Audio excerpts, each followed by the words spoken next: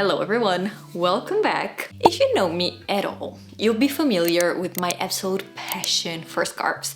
It's one of those style heroes that really packs a punch when it comes to dressing up an outfit and making it truly special. But it can also be easy to fall into a scarf rut and always tie that same knot over and over again. I have also received messages from you guys in the past saying that you love your scarves in theory, but have sort of a hard time matching them with your tops in a flattering way. So today I thought I would share with you my favorite scarf and neckline pairings. These are not by any means strict rules. The beauty of a scarf is that it actually allows you to play around with it in whichever way you like.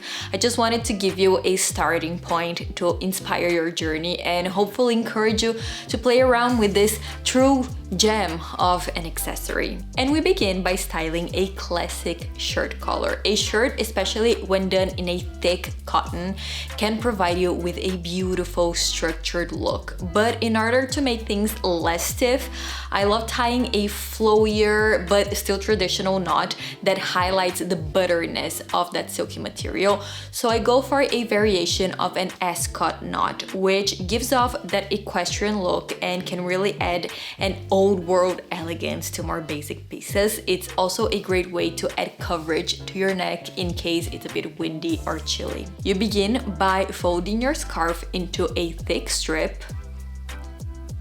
Wrap it around your neck with the ends facing forward. Then you'll take one end and wrap it over the other twice and pass the other end through that loop.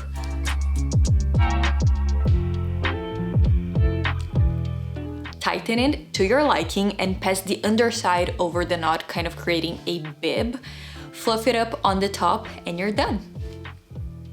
Another even simpler way to enhance that V-line of the collar is to simply overlap the two ends of your scarf almost as a shawl. Like the Ascot, this covers the neck and gives a beautiful layered look, but it's not as closed off. Moving on to a mock neck. This could also be a roll neck, but I have to say that the single layer of a mock make things look a lot smoother. It acts as that perfect blank canvas, if you will. Here you'll see me sporting it with a fan knot that looks complex but is actually quite easy to achieve. You basically fold your scarf in half, forming a triangle. Take one end and wrap it around your neck with the other two resting on the opposite side. Then you pull that single corner over and then loop the rest of the scarf over that little tip all around your neck until it meets that tip you were holding.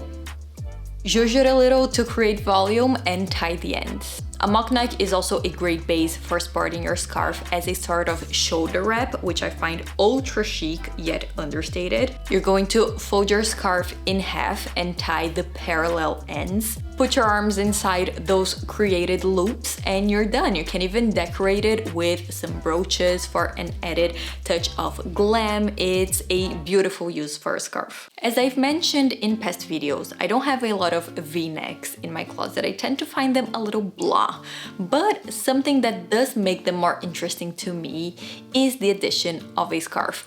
Just like with a shirt, that angular neckline really benefits from diagonal lines. So my favorite pairing is with a very simple strip tied in a hanging knot. Here you could use a thin scarf like a twilly, but I simply fold a square scarf into a long strip. You get the same result. Hang it around my neck and then proceed to do a square knot. Begin by tying one normal knot, and then for the second, instead of tying the same side again, which is what we automatically do when tying anything, you take the opposite end and then tie. This will create a tidier result with the tips hanging symmetrically on each side. If you want something closer to your neck, one of my absolute favorite ways of tying a scarf, not only with V-necks but with any sort of neckline, is folding the scarf in half, forming a triangle, placing it over my chest with the ends facing back, then bringing the ends to the front and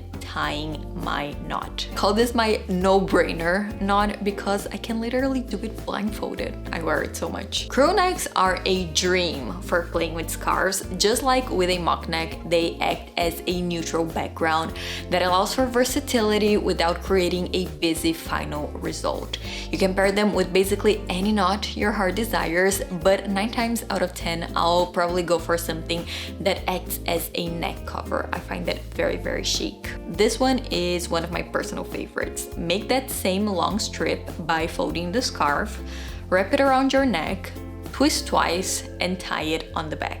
The intertwined effect places a decorative touch right around your clavicle, which creates interest, adds design, and is just beautiful to look at. Both necks, to me, have a sort of romantic quality to them. Be them subtle or more dramatic, like something off the shoulder, that slash effect with skin peeking through is lovely when paired with a more feminine knot.